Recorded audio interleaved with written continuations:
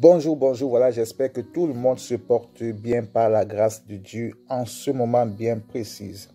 Alors, et même si tu as l'impression que ça ne va pas, dis-toi toujours que l'avenir appartient à ceux qui ne doutent pas. Ne doute jamais de ton avenir et de ton destin. Parce que en faisant toujours confiance à Dieu, tu honores Dieu. Et sache que la foi honore Dieu et Dieu honore la foi. Voilà, ce matin, nous allons parler d'une thématique encore importante, toujours dans la même lancée, continuer à parler de l'église facteur d'illusion.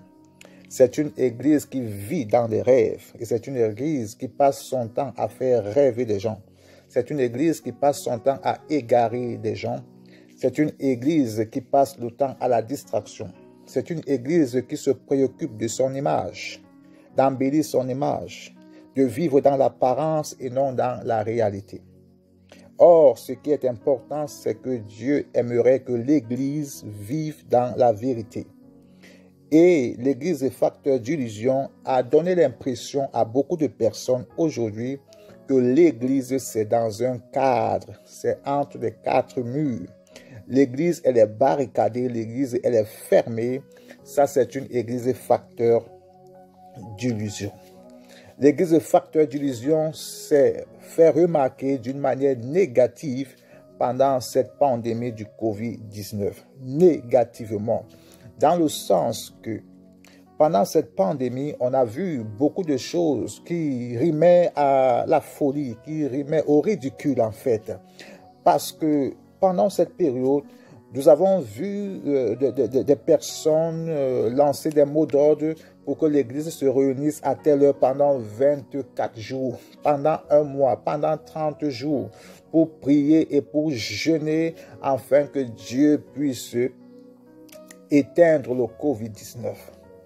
On a vu des pasteurs dans des rues se rouler dans la boue, disant qu'ils sont en train d'implorer la miséricorde de Dieu. Non, ils étaient en train de soigner leur image, de donner aux gens l'impression qu'ils sont pour le peuple. On a vu aussi beaucoup de personnes donner des mots d'ordre pour nous donner l'impression qu'ils se soucient réellement de ce qui se passe. Non, ils se souciaient d'eux-mêmes. Tout ce qu'ils ont fait n'avait rien de biblique, n'avait aucun fondement biblique. L'Église facteur d'illusion se trompe toujours des cibles. Vous savez pourquoi je dis ça? Pourquoi cet acharnement sur le Covid-19? Pourquoi cette attention subite sur un phénomène qui sera passager? Et pourtant, nous savons que le paludisme tue beaucoup plus de personnes chaque année. Mais jamais on n'a vu un mot d'ordre lancé pour jeûner et prier contre l'éradication du paludisme. Le sida existe depuis des années et a fait des dégâts considérables en Afrique. Jamais on a vu ces personnes lancer des mots d'ordre pour jeûner et prier pour que le sida puisse partir. Le cancer tue beaucoup de personnes de plus en plus, mais jamais on a vu un mot d'ordre lancé pour l'éradication du cancer. Jamais on a vu, je peux vous en citer pas mal de maladies qui sévissent, qui déciment des centaines et des millions de personnes par an. Mais jamais on a vu un mot d'ordre lancé. Jamais on a vu un monter sur la montagne, sur des grottes, pour dire qu'il prie pour que le sida s'en aille. Mais qu'est-ce qui se passe? Qu'au temps du Covid-19, on voit des gens monter sur des grottes, sur des montagnes, rouler dans la boue des poussières. Et le plus marrant dans tout ça, le plus rigolant dans tout ça, c'est que tu montes pour prier, mais tu montes avec un appareil photo. Tu montes pour prier, mais tu montes avec une caméra. Tu te connectes sur WhatsApp, sur Facebook, tu filmes tes moments de prière. Non, les moments de prière sont des moments intimes avec Dieu. C'est d'un cœur à cœur avec Dieu. Donc, ce qui fait que l'Église facteur d'illusion, c'est pour son image. C'est pour donner une fausse humilité. Une fausse humilité au monde entier. Et c'est une fausse humilité. Donc, ils se sont acharnés, on s'est acharné sur le Covid-19.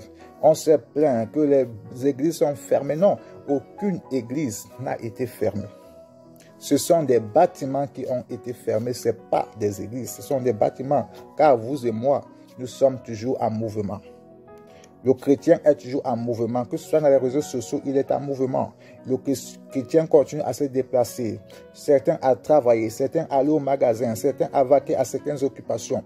Nous continuons à être en mouvement. Jamais l'église n'a été fermée. Mais ce qui a été fermé, c'est les bâtiments. L'église facteur d'illusion. C'est cette église qui continue à se faire remarquer d'une manière négative. Pendant cette période de pandémie, il y a des menaces qui vous sont lancées sur les offrandes et sur les dîmes, vous menaçant de toute forme de malédiction si vous ne donnez pas des dîmes et des offrandes. Et toi, le chrétien facteur d'illusion, tu vis dans l'illusion et tu crois que ces menaces peuvent s'accomplir dans ta vie. Non, la Bible déclare qu'aucune malédiction est injustifiée. Une malédiction injustifiée sera sans cause. Et rien ne justifie une telle malédiction. Rien ne justifie une telle menace, une telle oppression. Rien ne la justifie. L'église est facteur d'illusion. Elle se préoccupe des chants, de faire danser des gens. Elle se préoccupe de jouer au cinéma pour certains, de faire tomber des gens à gauche, à droite. Elle se préoccupe de faire à longueur de journée sur WhatsApp, sur Facebook, de donner des prophéties aux gens. De donner des prophéties aux gens. Mais cependant, personne n'est incapable de sortir là-dehors. Beaucoup sont confinés, ils ne peuvent pas sortir. Beaucoup ont peur d'attraper le Covid-19. Mais cependant, se faisant passer, se réclamant être des hommes de Dieu aussi forts, aussi puissants. Voilà, ça c'est une partie de l'église facteur d'illusion, d'un chrétien facteur d'illusion, d'un chrétien qui n'est pas un facteur de développement. Car si l'église devient un facteur de développement, l'église serait capable d'amener un médicament spirituel sur l'ordre de Dieu pour résoudre les problèmes de cette pandémie. Alors, depuis qu'ils sont montés sur la montagne, quelles recommandations sont-ils revenus avec? Alors que lorsque Moïse monte dans la montagne, lorsque Moïse prie, alors que les serpents sont en train de décimer le peuple d'Israël, Dieu lui donne la solution pour calmer cette situation.